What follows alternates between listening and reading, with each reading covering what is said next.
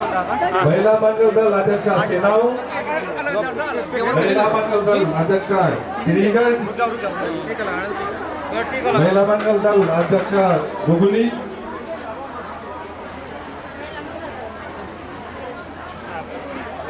महिला मंडल दल अध्यक्ष रानो, महिला मंडल दल अध्यक्ष गुगली, महिला मंडल दल अध्यक्ष रोडवा से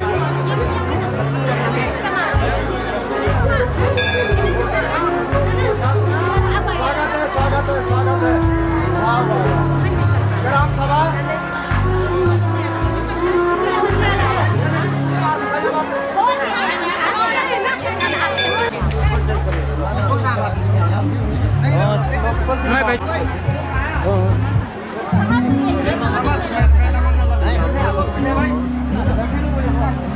तो प्रसाद है। नमस्ते हो प्रकाश का ठीक है। नमस्ते। हमारे माँ बहने जरूर 2-3 घंटा बैठ करके और श्रवण करें, सुने। श्रावण के महीने में कुछ कष्टों का निवारण होगा, कुछ दुखों का निवारण होगा, कुछ पापों का निवारण होगा। जरूर रिद्धि सिद्धि मनोतियाँ हमारी पूरी होंगी, ऐसा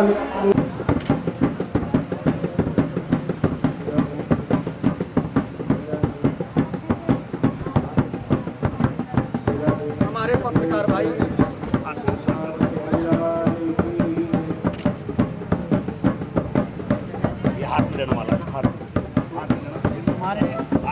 न्यूज़ से आए हुए हैं,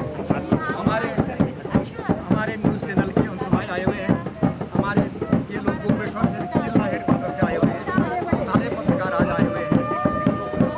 आपका नाम सुनकर के सब लोग आए हुए हैं।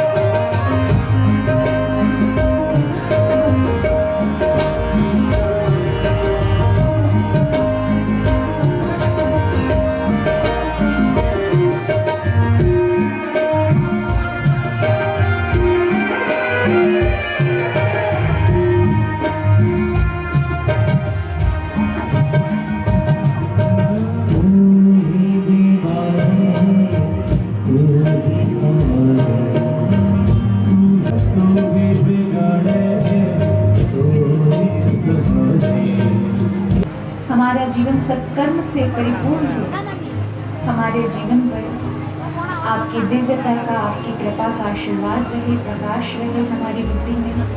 आइए मेरे भाव के साथ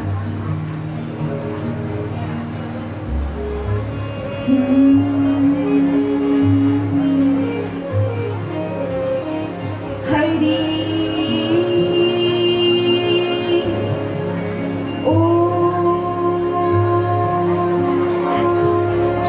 नमो भगवते वासुदेवाय नमः। स्वस्ति श्री गणेशाय नमः। स्वस्ति श्री सरस्वती नमः। श्री सद्गुरुदेवाय नमः। माता में पार्वती देवी, पिता देव महेश्वरः,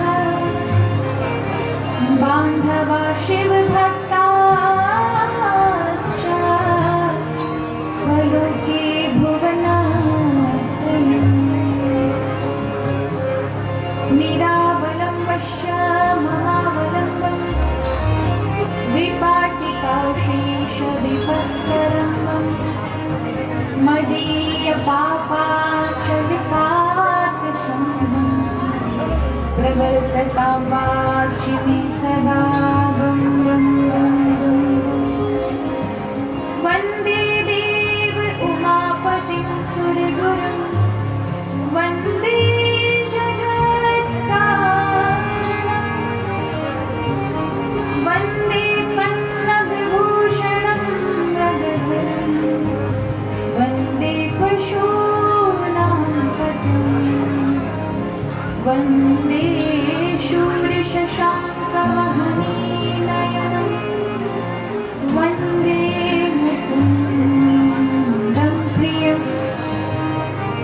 वन्दे भक्तजनाश्रयं च वरदं, वन्दे शिवं शङ्करम्। सर्वमाङ्गल्यमाङ्गल्ये शिवे सर्वार्थसाधिके, शरण्ये त्र्यम्बके गौरी नारायणी नमोऽस्तुते। माधुर्यरससम्पूर्णा माधवमनमोहिनीं, महाभावनिमग्नां तां मधुराधां नमामि। वासनातं वासुदेवस्य, वासितं भुवनत्रयं, सर्वलोकनिवासोऽस्ति, वासुदेवाय नमोऽस्तुते। गुरुर्ब्रह्मा गुरुर्विष्णु गुरुर्देवो महेश्वरः, गुरुर्साक्षात् परं ब्रह्म, तस्मै श्रीगुरुवे नमः। रामाय रामभद्राय रामचन्द्राय वेदसे, रघुनाथाय नाथाय सीतायै पतये नमः। अतुलित बलिधामं प्रेमशैलावदेहं, गरुडवलिकृशानं ज्ञानिनामग्रण्यं, सकलगुणनिधानं वानराणां धीशं, रघुपतिप्रियभक्तं वासजातं नमामि। राधे मेरी स्वामिनी और मेरा थी तेरो दास, जन्म जन्म मोई दीजियो प्यारी, श्री वृंदावन को वास। आइए सभी बड़े भाव के साथ मीठी मीठी तालियों की सेवा करते सभी मुख से बोल लेंगे, मेरे साथ गाएंगे। ओम शिव ओम परात्परा शिव ओंकारा शिव तव शरणं ओम शिव परात्परा शिव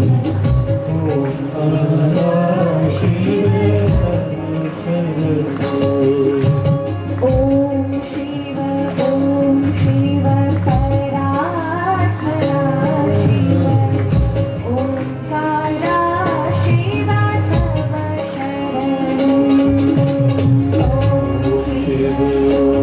शरणं सभी गाइस ओंकारा शिव नमामि शंकर भवानि शंकर उमा महेश्वर तव शरणं नमामि शंकर भवानि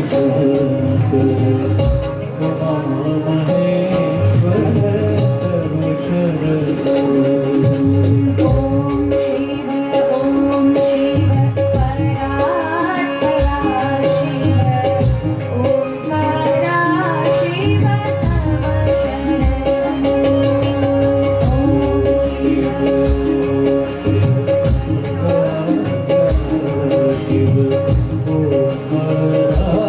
हाय पूरे भाव से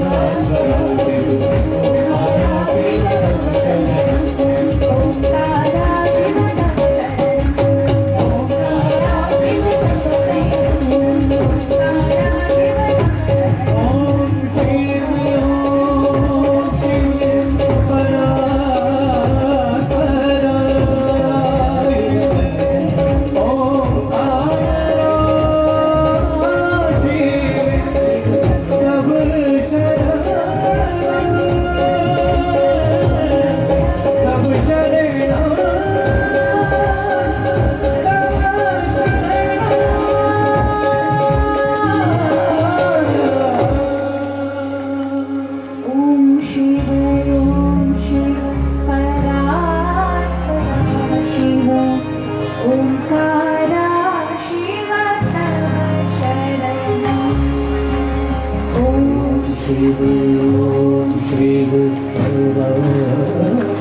अच्छा गाते हैं आप।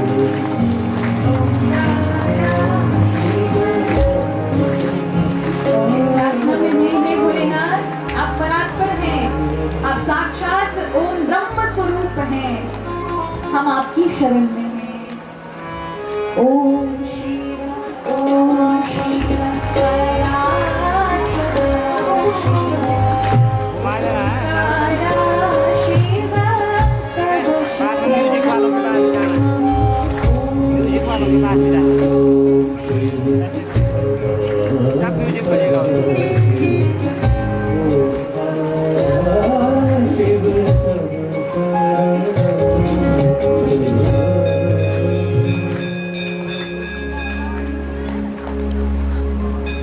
परम मंगल में परात्पर अखिलेश्वर, अकारण करुणा वरुणालय, भक्त रक्षक भगवान आशुतोष के चरणों में, पराम्बा जगदम्बा मैया के चरणों में, भगवान की वांगमयी स्वरूप में श्री शिव महापुराण के चरणों में, नंदीश्वर श्री व्यास भगवान, श्री सूत सौनकादिक नारद आदि संकादिक ऋषियों के चरणों में, आचार्य चरण श्री निम्बार्क भगवान के चरणों में, परम पूज्य दादा गुरुदेव उद्धव देवाचार्य धमन देवाचार्य श्री नरदास जी महाराज के, मेरे परम पूज्य सदगुरुदेव भगवान के, चारों संप्रदायों के चारों आचार्यों के श्री चरणों में, सभी संत समाज सभी भक्त समाज के चरणों में, गौ माता सनातन धर्म के चरणों में, भगवान बद्री विशाल केदारनाथ गंगा मैया के चरणों में, श्री गिरिराज जी महाराज यमुना मैया श्री राधा रानी वृंदावन बिहारी लाल के चरणों में, कथा में आवाहित पूज्य देव प्रतिमंडल के श्री चरणों में, स्थान देवता कुल देवता ग्राम देवता नगर देवता आप सभी के चरणों में,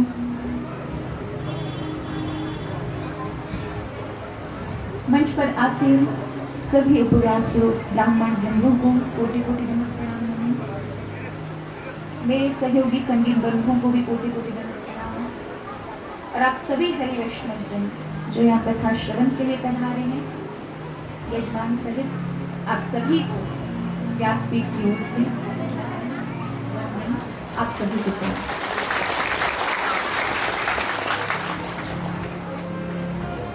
कल हम सभी ने पार्वती खंड की कथा को श्रवण किया।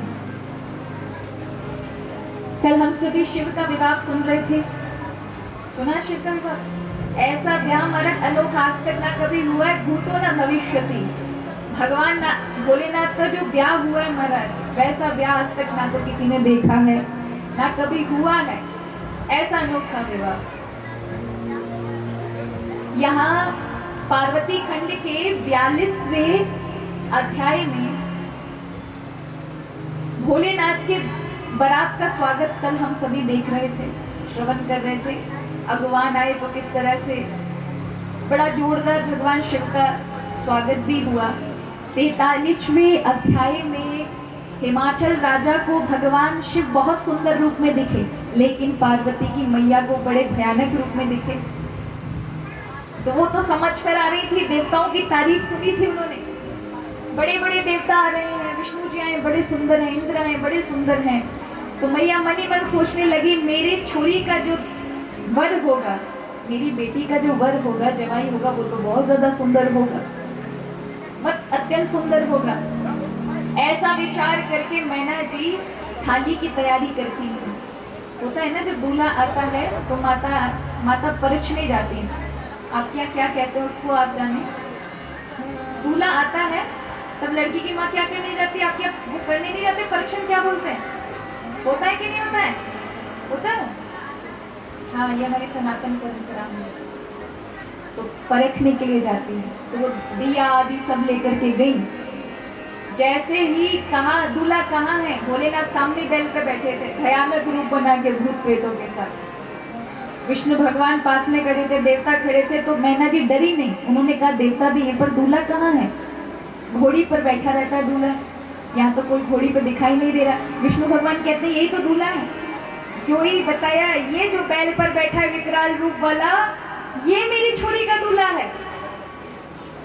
तो पूरी जो थाली थी जिसमें दीपक था, चावल थे, गुड़ थे, एक भरा हुआ लोटी था, तांबे का जल था, वो भोलेनाथ के मुंह पे फेंक करके महाराज भाग गई। सभी ने कहा बाबा आपका अपमान हुआ है, ये बताओ आपके ऊपर आपकी आरती करनी चाहिए थी, वो दीपक ही फेंक गई। भोलेनाथ कितने दयालु हैं, देखिए भोलेनाथ से सीखना चाहिए। अगर कोई अपमान भी कर देना महाराज तो उसे पी जाओ। देखो अमृत पीने वाले देवता तो लाखों मिलेंगे आपको, लेकिन जहर पीने वाले ना सिर्फ भोलेनाथ। और भोलेनाथ का अगर भक्त होगा तो उसे समाज का जहर आए दिन पीना पड़ेगा, और ये कला उसे आनी चाहिए। ऐसा नहीं कि समाज के लोग आपको गलत नहीं कहेंगे, आप कहीं भी चले जाइए। आप आज अपने परिवार से दुखी हैं कि ये आपको गलत बोलते हैं, माता पिता गलत बोलते हैं, बड़े आपको गलत सुनाते हैं, ये करते हैं, पत्नी अच्छा नहीं बोलती, बच्चा अच्छा, कहीं भी चले जाइए वहां पर भी खटका होगा। लोग सबको छोड़ करके तीर्थों में चले जाते हैं, बाबा जी बन जाते हैं। आपको क्या लगता है आश्रमों में झगड़े नहीं होते? आपसे ज्यादा होते हैं आश्रमों में झगड़े। किसी का कमंडल चोरी हो गया तो साधु उठा के रख लेते पूरे आश्रम को, हमारा कमंडल कहां गया। इसलिए हमारे यहाँ कहा है साधुओं को ना या तो अपने मन पर संयम रखना चाहिए, अपनी आत्म चेतना पर हमेशा संयम पूर्वक रहें, अपने आत्म स्वरूप में रहें। पता होना चाहिए कि ये सब नश्वर है, तब तो जीवन चल सकता है विरक्ति का भगवान की ओर। और यदि वहां भी खटका रहा तो फिर साधु बनने का कोई फायदा नहीं मिलेगा। हमारे यहाँ कहते हैं, किसी ने कहा है मन के मारे बन गए वन तज बस्ती माँ। मन में आया चलो वैराग्य ले लेते हैं, बाबा जी बन जाते हैं। लोग बाबा जी बनकर घर बार छोड़कर चले जाते हैं, लेकिन मन घर में ही रहता है। वहाँ हिमालय पर जाके सोच रहे होते हैं अरे बाल्टी ले आते, यहाँ बाल्टी की समस्या, नहा नहीं पाते, 2-4 कपड़ा ही ले आते। अब बताइए मन घर में ही पड़ा हुआ है, तो आप तन से कहीं भी बैठे हो किसी काम का नहीं है। क्योंकि जिसको होना चाहिए, यहाँ आप कथा में बैठे हैं ना, यहाँ सिर्फ तन की आवश्यकता नहीं है, यहाँ सिर्फ तन के साथ साथ मन की आवश्यकता है। अगर मन कथा में नहीं लगा, मन प्रभु की आराधना में, ये जो आप बैठे हैं केवल श्रवण नहीं हो रहा, आराधना चल रही है भोलेनाथ की। क्या चल रही है? पूजा चल रही है, पूजा। ये शिव आराधना है जो मैं और आप करने के लिए बैठे हैं।